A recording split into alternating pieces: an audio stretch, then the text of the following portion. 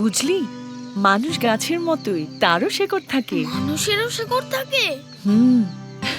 লক্ষ্মী ছেলে। গাছটার সাথে বেড়ে উঠেছি আমিও। মাঝে মাঝে মার কথাটা কানে বাজত।